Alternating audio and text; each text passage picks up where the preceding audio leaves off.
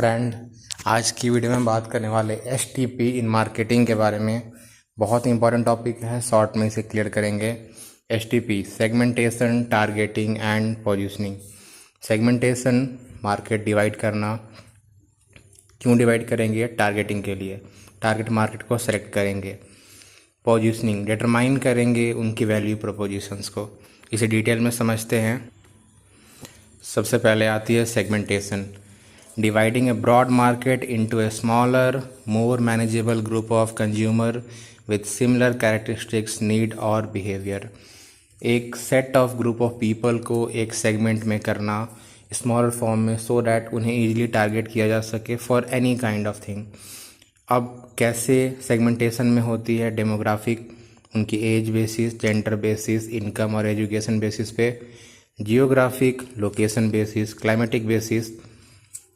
Psychographic, lifestyle, personality, value, behavioural, usage rate, brand loyalty, buying behaviour. हर group के, हर segment के, हर as के पीपल की प्रेफरेंस अलग होती है डिपेंडिंग अपॉन उनकी क्या इनकम है, वो किस कल्चर से बिलोंग करते, क्या लाइफस्टाइल फॉलो करते, क्या पर्सनैलिटी है उनकी।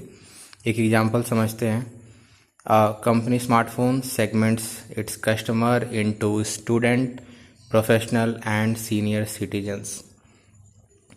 Everybody is using the smartphone, but there has to be some difference in their persuasion of the choosing of a smartphone। कैसे? डिपेंड करता है कि वो किस ग्रुप से बिलोंग करते हैं। क्या वो पढ़ने वाले स्टूडेंट हैं, काम करने वाले प्रोफेशनल्स हैं, या सीनियर सिटीजन्स हैं। ये हो गई सेगमेंटेशन। सेकंड है targeting. Selecting one or more of those segments to serve the best on their attractiveness and alignment with your business। Market हमने डिवाइड कर लिया। अब टारगेट करेंगे कि हमें किस मार्केट पे हमारी प्रोडक्ट को शेयर करना है, सेल करना है। कैसे टारगेट करेंगे? One message to the whole market, undifferentiated हम उसे देंगे। डिफरेंशिएट में क्या करेंगे? Different message to different segment. Concentrate, focus on one specific segment. Micro marketing, very narrow focus. इससे ऐसे समझते हैं, कंपनी ने डिसाइड किया कि वो एक फ़ोन लॉन्च करेगी ओपन मार्केट में। उन्होंने एक मैसेज दिया।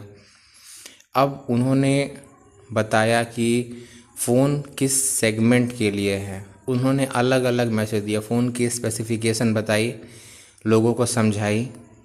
उन्हें ये बताया कि ये फ़ोन उनके एक पर्टिकुलर क्लास ग्रुप से बिलोंग करता है। कैसे?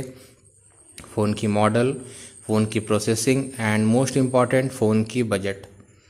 फिर कंसंट्रेट किया एक स्पेसिफिक सेगमेंट पे जो पर्टिकुलरली उस चीज़ों को बाई कर सकता है, अफोर्ड कर सकता है। फिर माइक्रो मार्केटिंग की बहुत ही नैरो फोकस किया, लोकल मार्केटिंग और इंडिविजुअल पे, सो डैट उनकी जो प्रोडक्ट है वो पर्टिकुलर सेगमेंट जो उनके टारगेट मार्केट है उन पे रीच आउट करे। एग्जाम्पल नीचे आप समझ सकते हैं। थर्ड है हमारी पोजीशनिंग।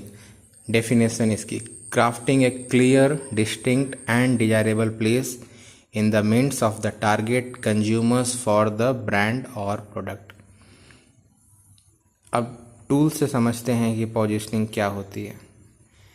सपोज टारगेट मार्केट के लिए हमारी जो प्रोडक्ट है उसकी जो कैटेगरी है वो एक यूनिक बेनिफिट है, एक USP जो हम बेसिकली लेकर के आते हैं। पर्सन्स के माइंड में एक एजम्पशंस क्रिएट होती है एक ब्रांड को लेके। अगर हम MI, रेडमी के फ़ोन की बात करें तो middle class people, students, normal working professional. लेकिन जैसे ही हम एक आईफोन या सैमसंग के हायर रेंज प्रोडक्ट्स की अगर हम बात करें तो वो एक इनोवेटिव प्रोडक्ट के रूप में आती है, जहाँ पर कि वो एक लाइफस्टाइल ड्रिवन करती है। पीपल्स उनको जो यूज कर रहे हैं वो कहीं ना कहीं एक प्रीमियम पोजीशंस में आते हैं, वो लोकल पोजीशन में लाई ही नहीं करते हैं अगर उन्होंने इस ब्रांड्स की फ़ोन को यूज